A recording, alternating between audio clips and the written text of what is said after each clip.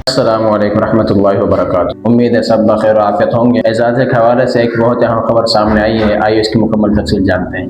دیکھیے کہ اب تک اعزازیہ کو لے کے سارے ائمہ کرام پریشان بیٹھے ہوئے تھے، لیکن ابھی تک اعزازیہ کا کچھ بھی عطا پتہ نہیں ہے، لیکن وجوہات کی بنا پر وظیفہ نہیں آ رہا۔ میں آپ کو انشاءاللہ عزیز اس ویڈیو کے اندر بہت ہی اہم اپڈیٹ دینے والا ہوں۔ جو اس چینل پر نئے ہیں وہ اس چینل کو سبسکرائب کر لیں اور گھنٹی کے بٹن کو دبا دیں تاکہ ہر نئی آنے والی ویڈیو سب سے پہلے آپ تک پہنچے۔ اعزازیہ اس وجہ سے نہیں آ رہا، تو جون کے اندر بجٹ پیش ہوا تھا، اس کے بعد پھر 13 جولائی کو ایک بجٹ پیش کیا گیا، 4.5 ارب کا 3 ماہ کا ایک شیڈول بنایا گیا کہ ائمہ کرام کو دیا جائے گا۔ لیکن ایک اور بات سامنے آئی، سننے کو ملی کہ یہ جو جولائی والا مہینہ تھا، بجٹ کا پہلا سال والا مہینہ تھا، اس وجہ سے ائمہ کرام کا اعزازیہ ان کے اکاؤنٹوں کے اندر منتقل نہیں کیا گیا۔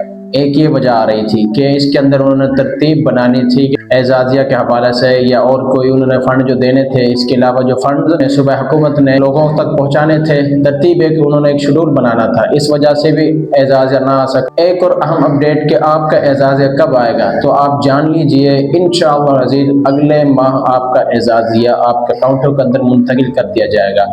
8 اگست جو پہلی تاریخ ہے وہ 8 اگست، اس تاریخ کو آپ کا اعزازیہ منتقل کر دیا جائے گا آپ کا اکاؤنٹوں کے اندر۔ ممکن ہے کہ اس سے پہلے بھی ہو جائے، لیکن 8 اگست لاسٹ ہے، اور اس کے بعد آپ دیکھیں اگر 8 اگست کو آپ کا اعزازیہ نہیں آتا تو پھر آپ نے 15 تاریخ تک ویٹ کرنا ہے۔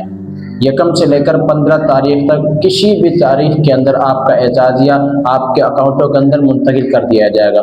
آپ نے پریشان نہیں ہونا، جتنے بھی امام مسجد صاحبان ہیں آپ پر امید رہیں، انشاءاللہ عزیز آپ کا حق جو مستحق ہیں اعزازیہ کے ان تک پہنچتا رہے گا۔ کوئی بھی آپ کے فنڈ کو، آپ کے اعزازیہ کو نہیں روک سکتا۔